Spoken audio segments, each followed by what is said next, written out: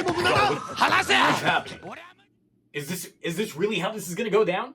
Really? Really? You know, you're gonna Kaiser DonBros now. I don't want to be horny.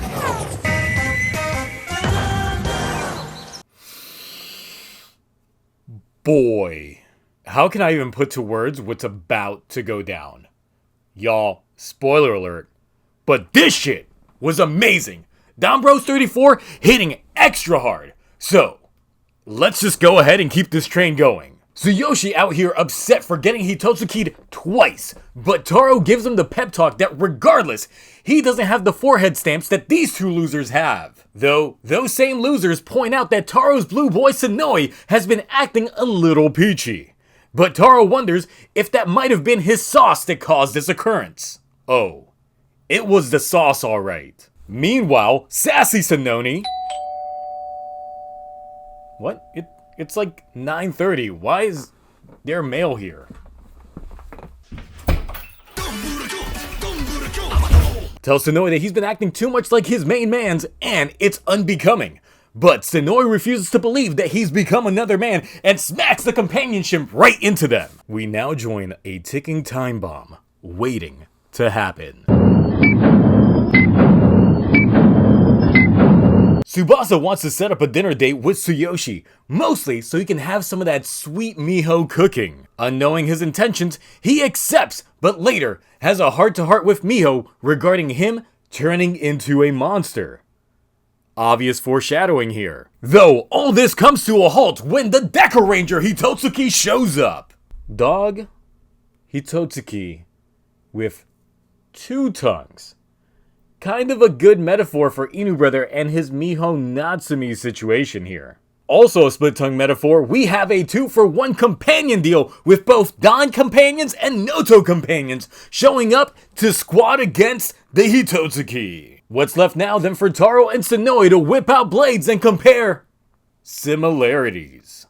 Realizing that they liked each other more when they were opposites, as the Hitotsuki vacates, everyone else catches up. There's a Jiro portion here that is kind of like a blink and you miss it plot detail.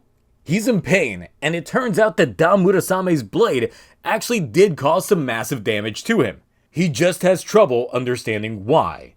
But pulling out a picture of his not girlfriend makes him change attitudes. Back to the ticking time bomb.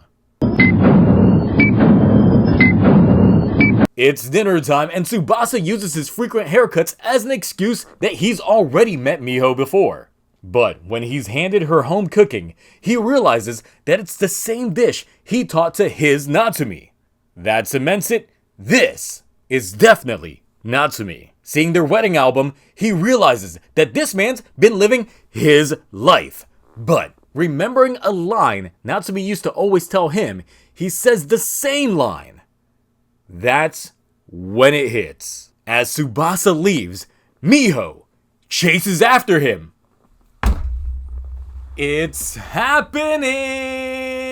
She runs up to Tsubasa and the two embrace, but it's Tsuyoshi left hanging.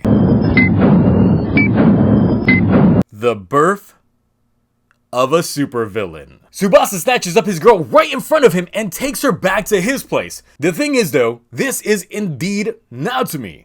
It's as if time stood still for her since the day over a year ago, and nothing's changed. They fucking though? Oh, they fucking!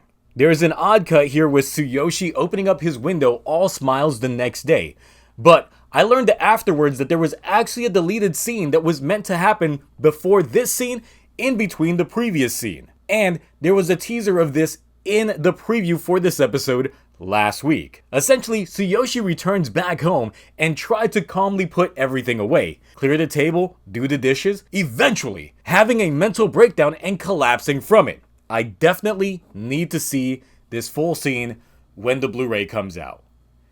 Anyway, back to what's going on. Formally dressed Sononi. I'm underdressed for this bit. Give me like one quick cut of an edit.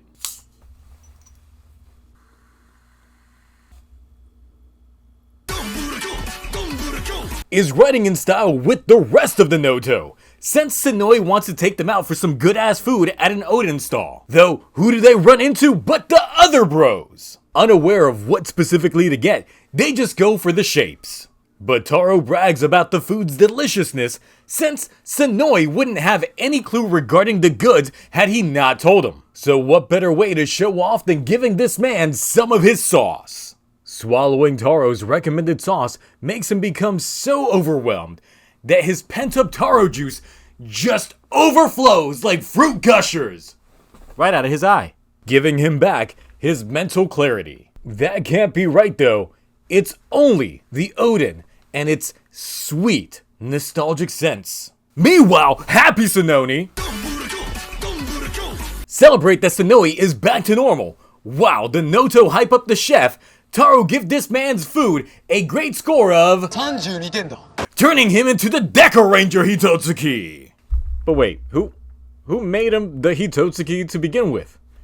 Whatever, Haruka's blaming it on Taro, so let's just go ahead and blame Taro. Taking on Mr. Judgment Time himself with the opposing forces of the Bros and the Noto, but Taro's gotta showcase off to his mans what golden showers do to him, and thus transforms into Hot Mess Momo. Now with the powers of Trans Am, he's speed attacking with abilities too long to list. Finishing things off with some of the birds and the bees action, but Senoi dips out since he only prefers bird on bird. With the Hitotsuki Giant, it's time for the brand new Gatai with Goldan Oni Taijin. We're back to practical suits again, blinding Kiji and Saru Brother with all that new flair. It's enough to make a dog throw some extra drip on it. But when that doesn't work, it's the finger bangs next. Though rejected as well, it's a finisher of the rod variety that does them in. Wait, wasn't there a whole nother plot that needs resolution?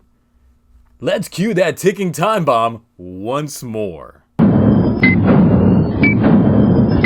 That's right, Tsuyoshi invites Tsubasa out for brunch, asking for his wife back.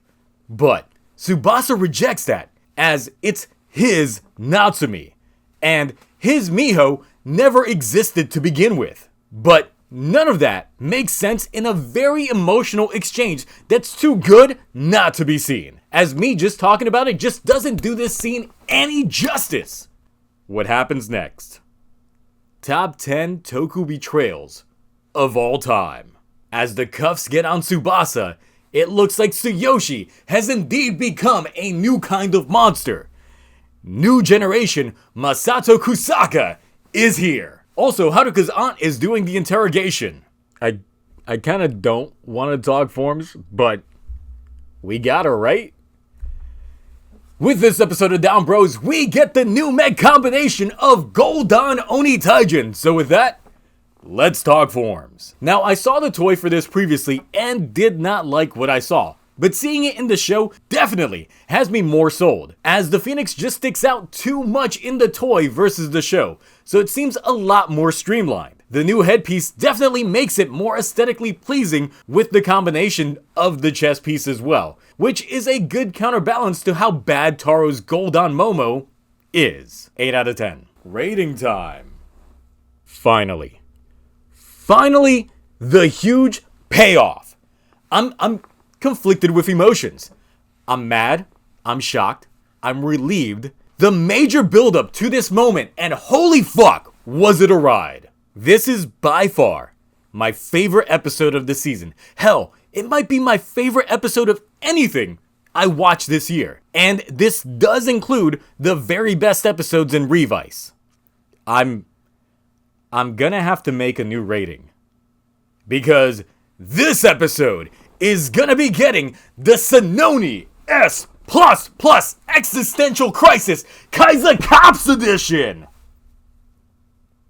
Our understanding of the Juto was incorrect or needs a proper explainer, since it appears the Natsumi and the Crane Juto Miho do share a body, but require some trigger to go between themselves. As previously it was communicated to Taro that they were clones but share their life with them, unless this new clone body can channel both the Juto and the original's consciousness.